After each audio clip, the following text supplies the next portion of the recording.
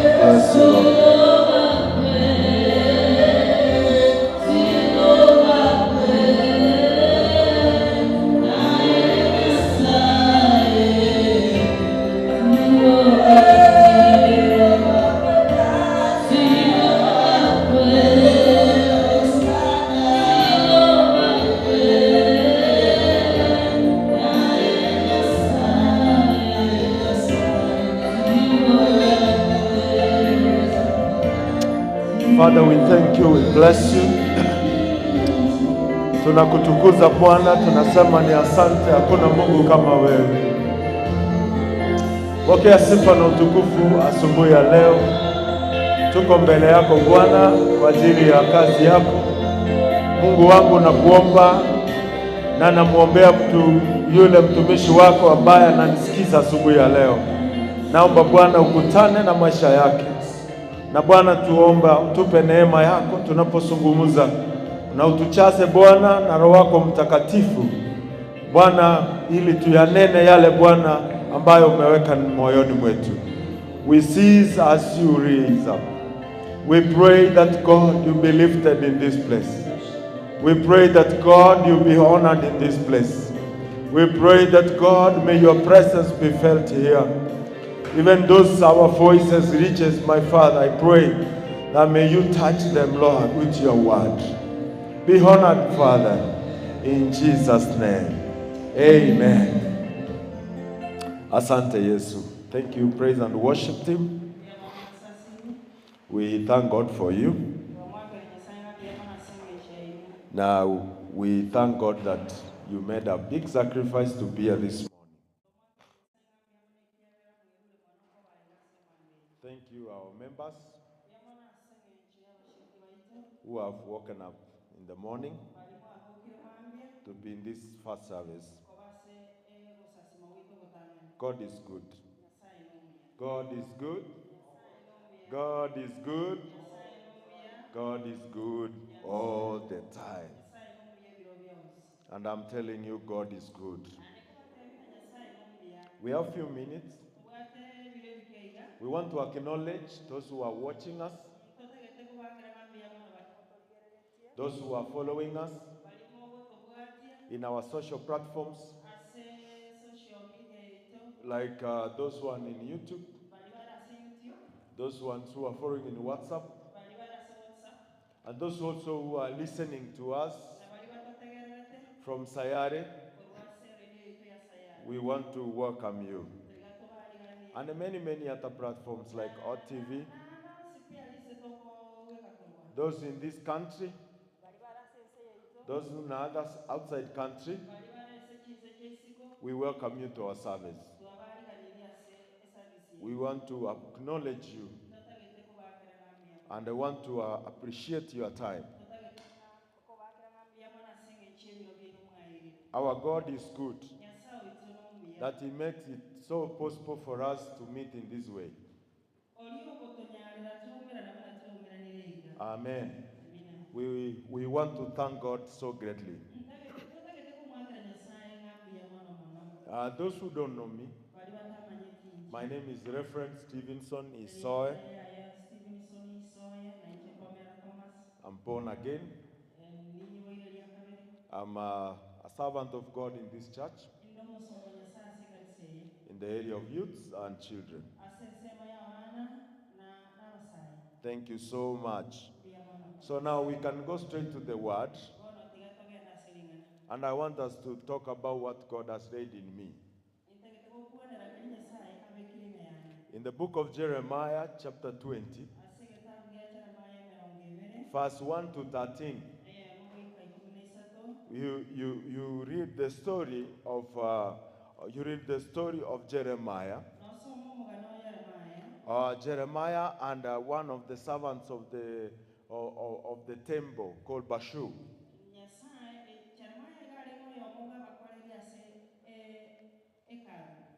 Jeremiah and a man called Bashul. Bashul was a leader. He was a priest. He was a high priest in that time. And Bashul, he was the son of Hima. He was a chief officer, as I said, in the house of the Lord. This man Bashul, he arrested Jeremiah because Jeremiah prophesied. He prophesied harsh words and a judgment to King Ezekiel and his people. And he spoke seriously on the prophets who kept saying lies.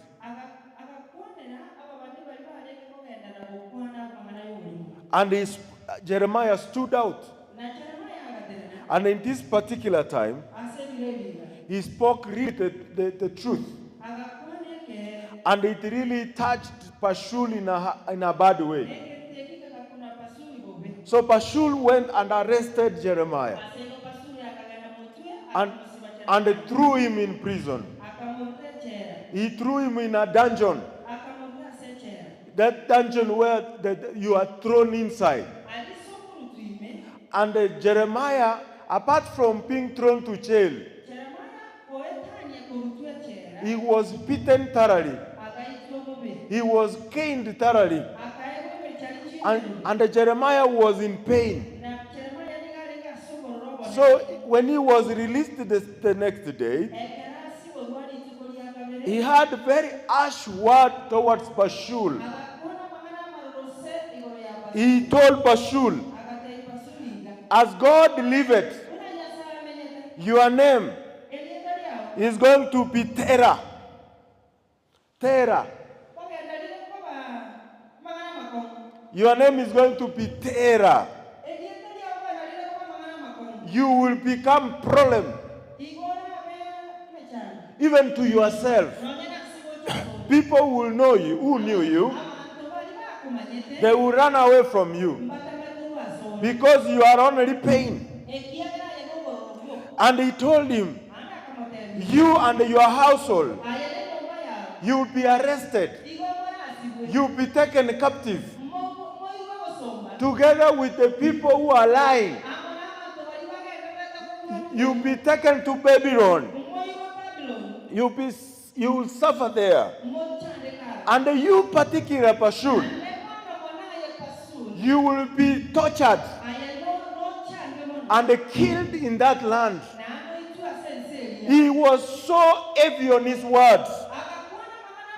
And the Bible says, he also looked down on God. No, he looked upon God. And he told God, hey, you God. Listen what he said in verse 7. And Jeremiah said this to the Lord. Oh Lord, you have persuaded me, and I was deceived. You are stronger than I, and you have prevailed. I am a laughing stock all day long. Everyone mocks me. So, Jeremiah, ujafika kwa 27. 20 verse 7. Jeremiah 20 verse 7.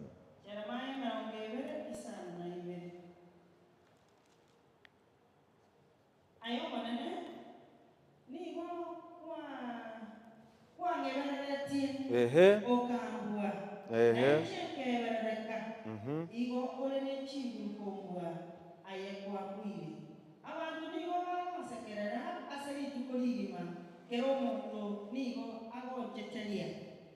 For whenever I speak, I must shout out. That is Jeremiah saying, I shout violence and destruction.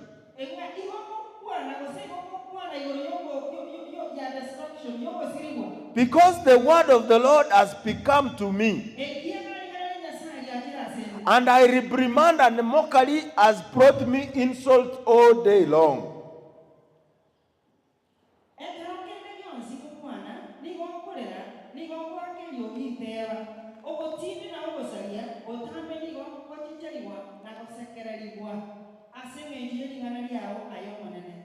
If I say I will not remember him, or I speak his name, or speak his name anymore, then my heart becomes a burning fire, shut up in my bones, and I am weary of enduring and holding in it. I cannot endure it. Continue reading.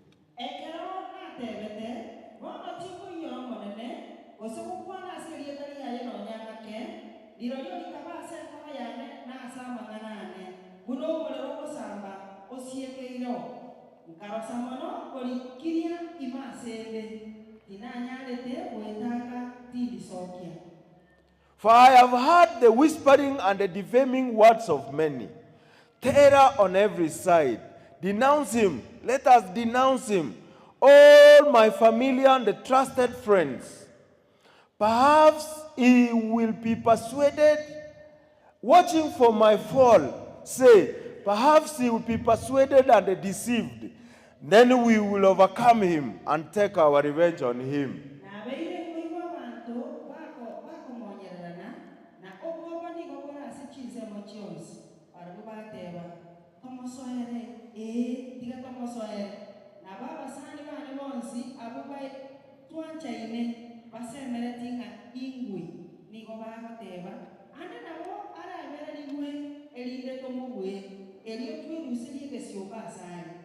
But the Lord is with me as a dreadful champion. Therefore my persecutors will stumble and not overcome me. They will be completely ashamed, for they have not acted wisely and have failed. Their external dishonor will never be forgotten. But O Lord of hosts, you who examine the righteous, who see the heart and the mind, let me see your vigilance on them, for to you I have committed my cause.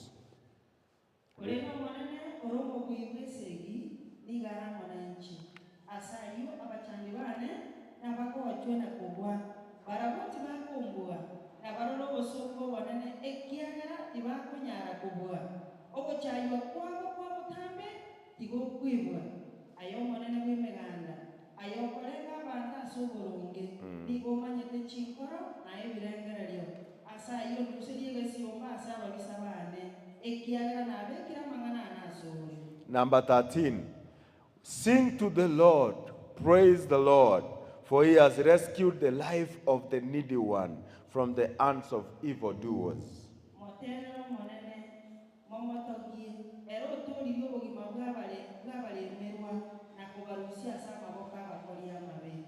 My topic is praise is a weapon. Praise is a weapon.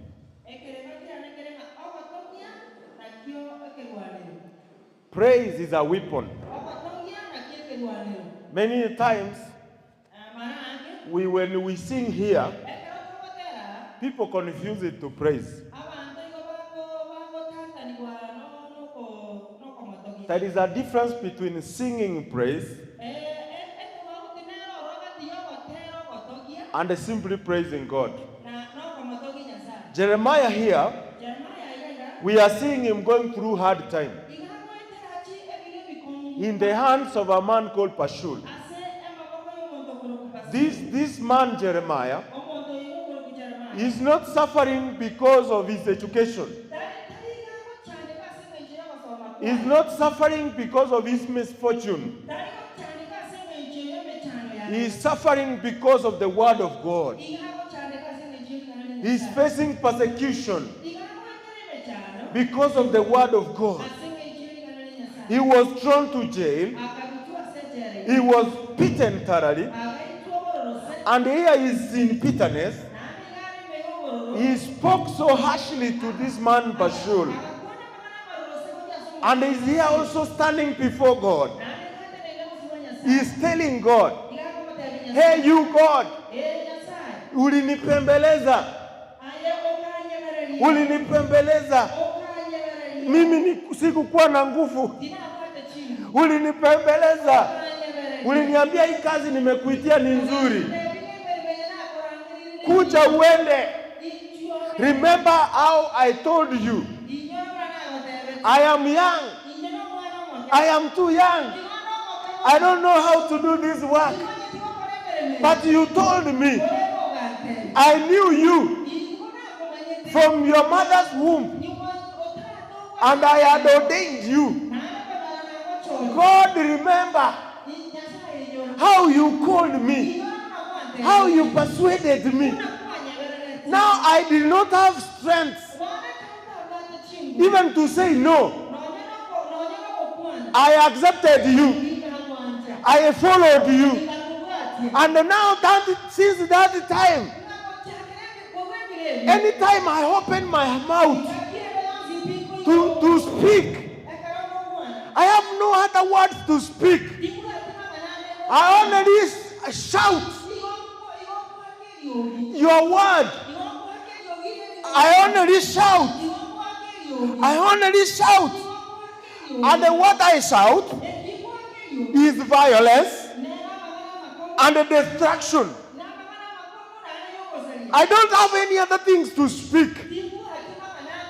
And since that time, even when I am seated and I don't want to speak your word, when I say I am tired, and I say I am tired, and I say I don't want to speak your name anymore, your word does not leave me. It comes to my bones and my stomach, and it burns in me. Hallelujah. The word of God burns in me. When I want to stop, when I don't want to speak, when I am tired of you, your word does not leave me. It does not leave me. Instead, it burns in me like a burning bush. My bones, they get shut. And I cannot hold it anymore. And I found myself walking back again to speak that word. The word of God is not something that you can say today, I don't want to speak about it. We speak it in church. We speak it in matatus. We speak it in matanga. We speak anywhere because it burns in us. Look, he says this. God, even if I am being beaten, even when my friends are mocking me, even when my enemies look at me, they look at me and they say, you have nothing. They are waiting for me to fall down. They are waiting for me to fall down. They are waiting. They speak to themselves. And they are saying, huyu mtu tunamngojea. Tumempatia siku kidogo tu. Ni siku kidogo tu. Nisikize. Neno la Mungu linapoingia kwa watumishi wake, utangoja mpaka ungojoe. Kama hiyo ni Kiswahili mzuri. Utangoja sana. Tunapanda kila siku. Even when we are faced with hard times, that is one weapon that Jeremiah, that defeated many people with. And that one is in verse 13. He is saying, sing to the Lord, praise the Lord, for he has rescued the life of the needy from the hand of evildoers. Yule ambaye ananisikiza hapa, praise the Lord, praise the Lord, praise the Lord, praise the Lord, because we were nothing. We were nothing. We were nothing. We were needy. We were down. Nobody even liked us. But God, he rescued us. He took us from down to where we are. Ametuosha. Ametufanya. Tuko hata na jina. Tuko na majina. Hatukukuwa na kitu. Jeremiah anasema, hey Bashul, hata kama umenipiga, hata kama umenitupa kwa shimo, kuna kitu sitawahi wacha, na kuna kitu sitawahi wacha, nayo ni kumtukuza Mungu. Nitamuita Mungu na nitamsifu Mungu. Nitamuita Mungu wakati wa uzuri na wakati wa ubaya, wakati wa kulia, wakati wa kucheka, nitamuita Mungu, kwa maana Mungu ndiye Mungu wangu. Haleluya! Mungu ni Mungu wangu, yeye anaweza. Hakuna jambo lililo gumu. Wacha niwaambie, midomo yetu ana maisha yetu, wacha yamtukuze Mungu. Shida ya Wakristo, hawajui maana ya kumsifu Mungu, hawajui maana ya kumtukuza Mungu. Kumtukuza Mungu, Bwana asifiwe. Mnakumbuka kitabu cha Matendo ya Mitume? Paulo na Sila walitupwa ndani ya gereza wakiwa wamechapwa kweli kweli. Badala walie, wanamtukuza Mungu, wanamwimbia Mungu. Tunapomwimbia Mungu kama vile Paulo na Sila, milango ya gereza inafunguka. Praise the Lord. Tunapomtukuza Mungu wakati wa machungu, wakati wa shida, wacha niwaambie, wakati mtu anakunenea mabaya, ana witness mabaya juu yako, wacha kumjibu, wacha kuwa na hasira. Badala yake muangalie Mungu, msifu Mungu, mtukuze Mungu kwa hasira yako, mtukuze Mungu. Usikuwe na wakati wa kuchipiana na watu wenye hawakujui. Watu wangekuwa wananielewa, ungesema amen. Bwana Yesu asifiwe. Watu hawatujui sisi, hawajui tuko na nani, hawajui ni nani ametuita. Wao wanamsikia, sisi tuko na yeye. Haleluya. Wao wanamsikia Mungu, lakini sisi tuko na yeye, ako ndani yetu. Yeye ndiye anatuongoza. Wakati wa machungu, mtukuze Mungu, muimbie Mungu. Kwa nini kumtukuza Mungu ni silaha? Ni kwa nini ni silaha? Number one, kumtukuza Mungu, praising God, is the only key. Is the only key in the life of a Christian that unlocks the door to victory and success. Hallelujah.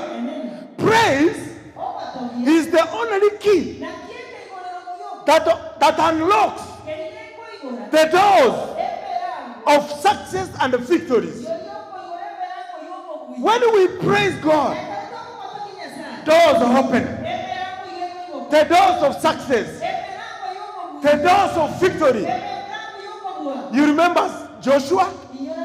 He was told to go around Jericho, praising God, singing to God, and the Jericho came down. I want to tell you, in sometimes years back, I think it was 565 AD, I don't know, something like that. There is a city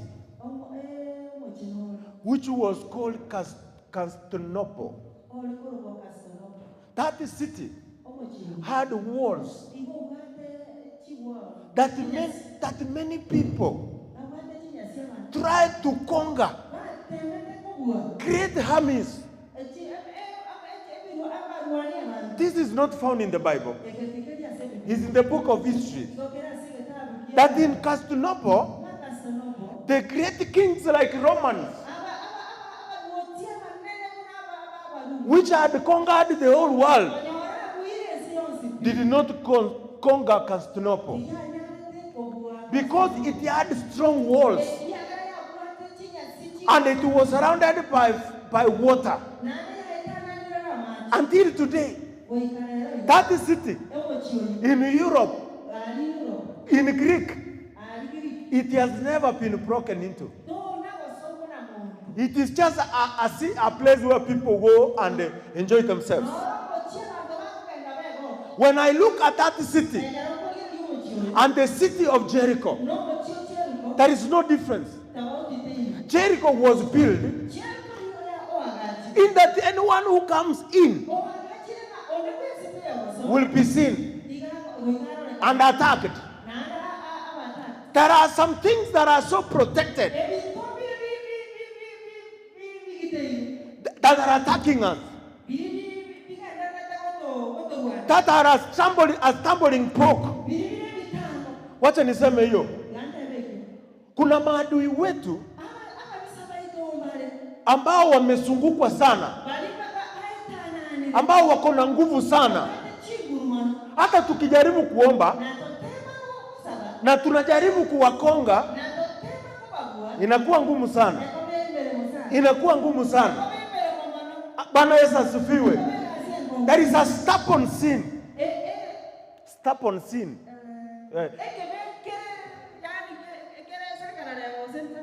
Stubborn. Even Paul, he says he had a weakness. He has prayed over this over and over, but it was not going. So in life, a life of a Christian, there are sometimes a stubborn sin. There is a gate. There is a gate that even when you try to open and open, it does not open. Skiza, these are Jerichos in our lives. These are prisons in our lives. These are dungeons in our lives. There is one thing that can unlock that,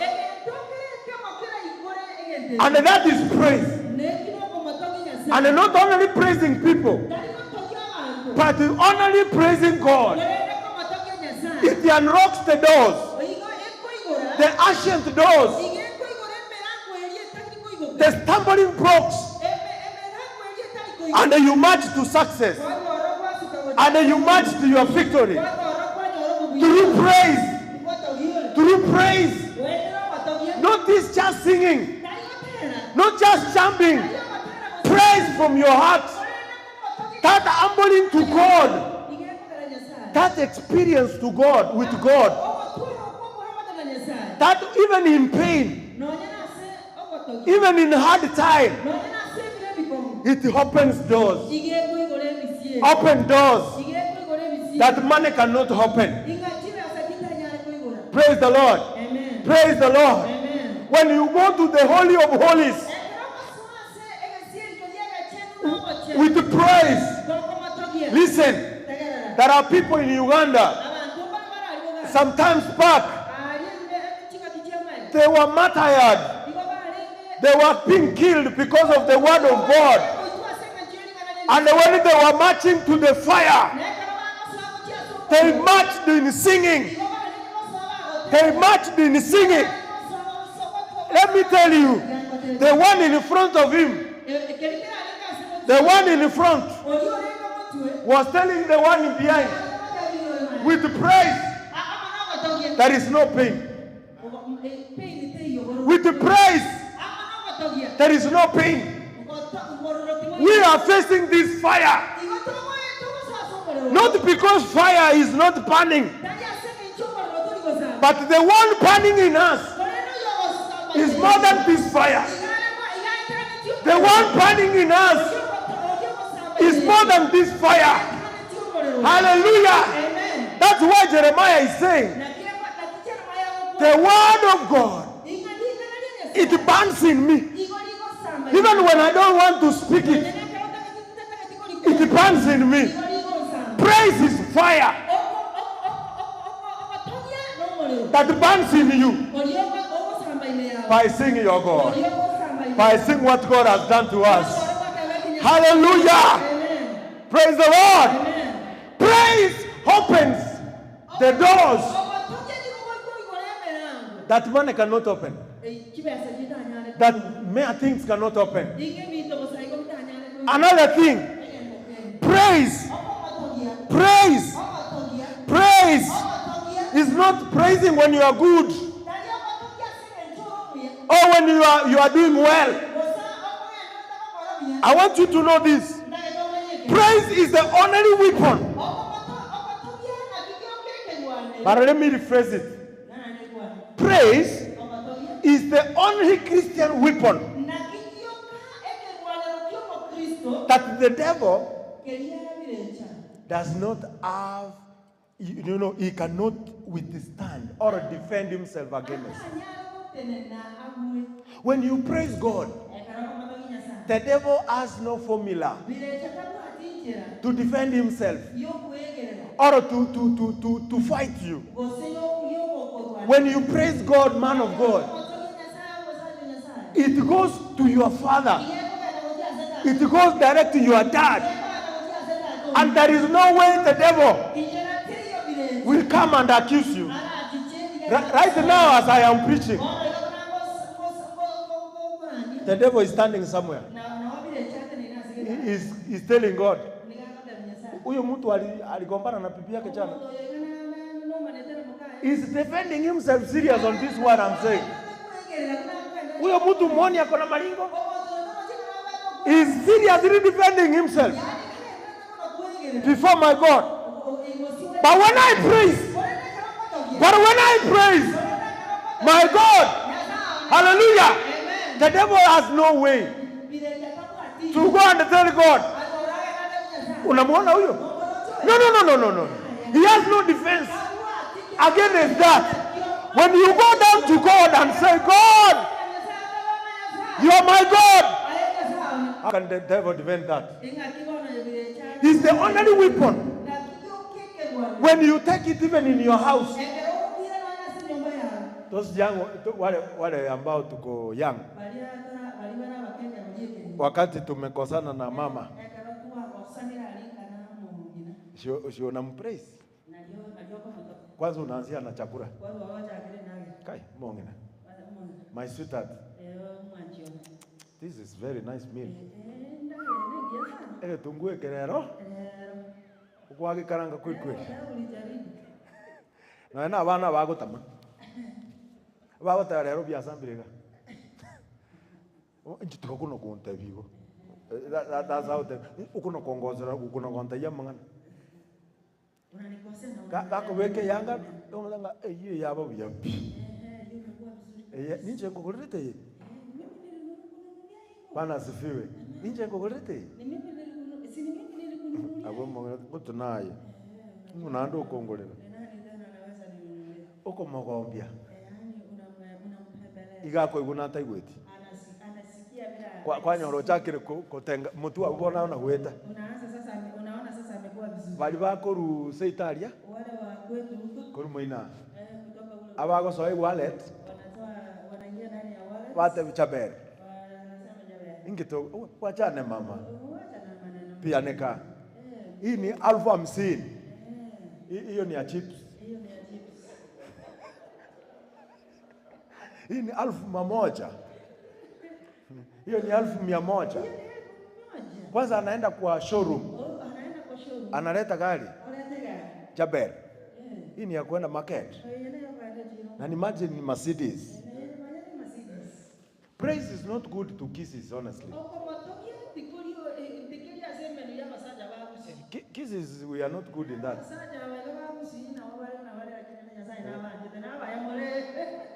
Bona ya no imincha nora imincha nkole na negento keyo. Uko nyumbani. Ndugere. Njoma atengo watu mtu. Praise is not something that is in the mouth of kisses. But I pray that we improve. David and Kat, when you people grow up and enter that, and enter this life where may God help you that you learn to praise our people. If praising a human being, even Uhuru, when Ruto comes to Kisii and we decide to dance and say, now I wake. Now I wake. You are the only one. Yani wewe ndio kila kitu. Utasikia akisema hii barabara ya Nyamataro tumeamua kuweka raha mingine. Tumetenga 100. Hata akikuja hapa ndani tumwambie mzee wetu president, sisi watu wote hapa tukitoa vipande yetu tulikupigia kura. Naye kaki. Nanda, you are a good man. You are a godly man. He will stand and say, asante sana. Na vile mumeongea hivyo, tutaendelea kazi pamoja. Nimeamua kutoa milioni 100 kufanya hizi vitu zote. When you praise a human, even when your son comes to you and say, Dad, thank you very much. You have made me to go to school. You've paid my fees. And apart from there, you have been there for me. The father will say, you will see some tears coming down. You know, if you see a man crying, if you have a need that moment when you have praised him, and you have a need, strike it. He will say and he will give you. Praise gets things from people. This is human. What about God?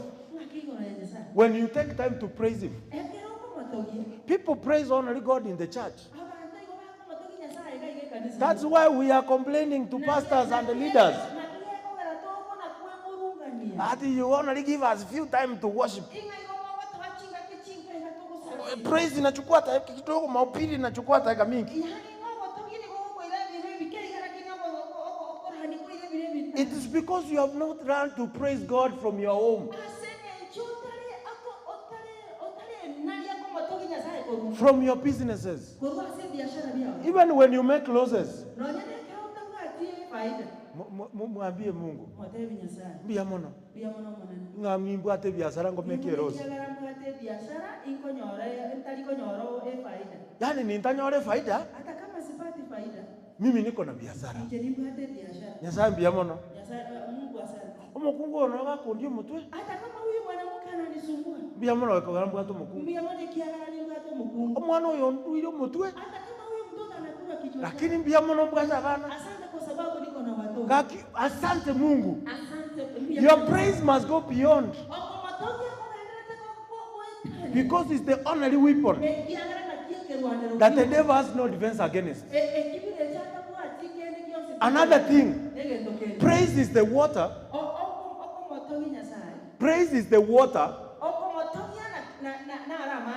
Praise is the water.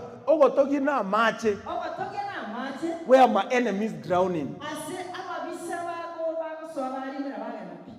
Is the honor is the weapon that my enemies they drown in it.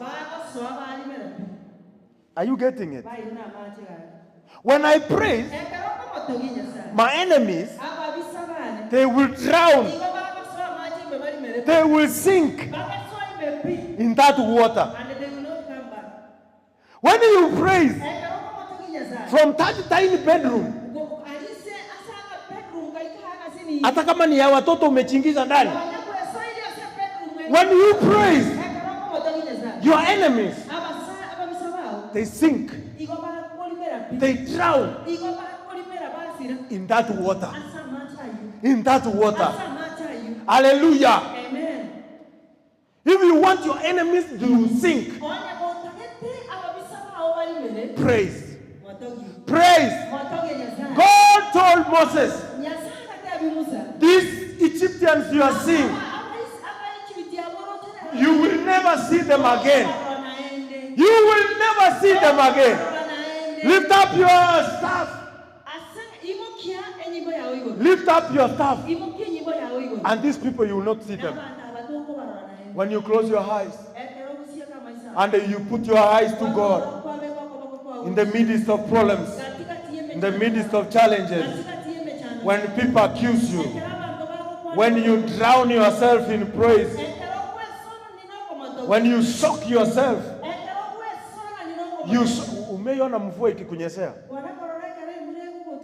you enter that water. Praise. When you are inside praise like that, there is nobody who will raise up against you. Man of God, one thing I've realized in my life, I will praise God. I will honor God with my mouth, with my life, with everything. That is the only weapon. That is my weapon. Even when my enemies come, they will drown in that. And they will never be seen. Hallelujah. Hallelujah. Enda na mtukuze Mungu. Mtukuze Bwana. Msifu Bwana. Siku zote. Muinulie Bwana mikono yako. And I am telling you, we praise God. When we are outnumbered, when we are surrounded by our enemies, we praise God. Even when I'm not sure, we praise God.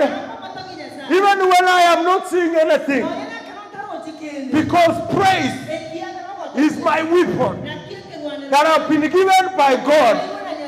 I've been given by God. Whether you have a mouth, whether you have eyes, whether you have no legs, praise is the only weapon. Even the babies.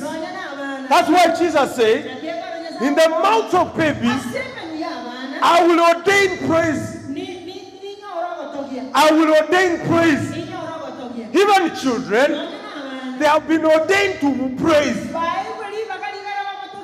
Don't sit there and they do nothing. Praise your God. Praise your problems out. Are you getting it? Praise your problems out. Praise your problems out. Praise your problems out. Don't just sit there. Don't let your enemies be happy. Stand up. Stand up. Praise God. Sing to God. Even when you are in pain, your problems will walk away. Hallelujah. Hallelujah. Hallelujah. Hallelujah. As I finish, praise is the only weapon that is different from other kinds of weapons. If you read the book of Habakkuk 3 verse 17, we praise in and by faith. Amen. We praise in faith and praise by faith. We don't praise outside faith. We praise inside faith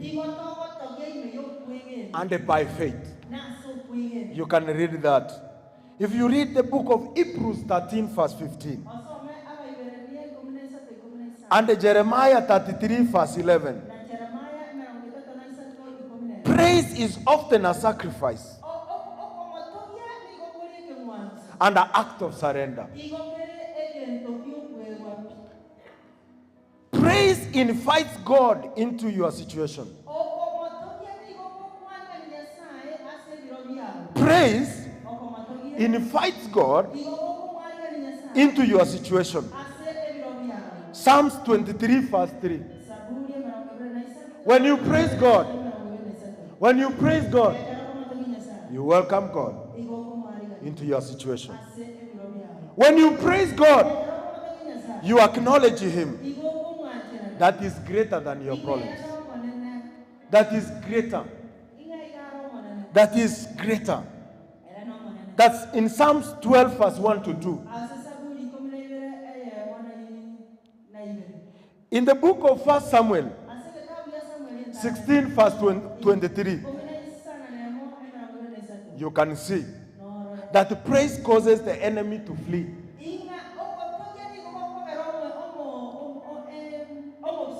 It makes your enemy to run away.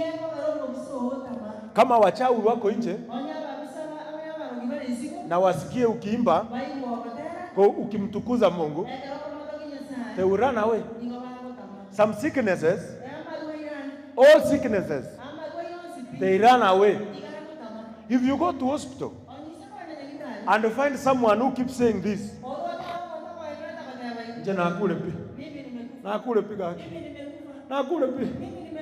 we always make.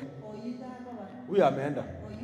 But if you find someone who says, na etweli over, na sabiretwe, pastor na wenire, musumba na wenire, we are mepona. Hallelujah. Praise takes sicknesses away. Praise causes, as I said, the enemy to flee.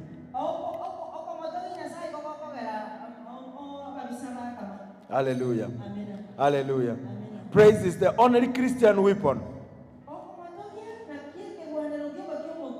that, as I said, that shows that the devil has no defense against.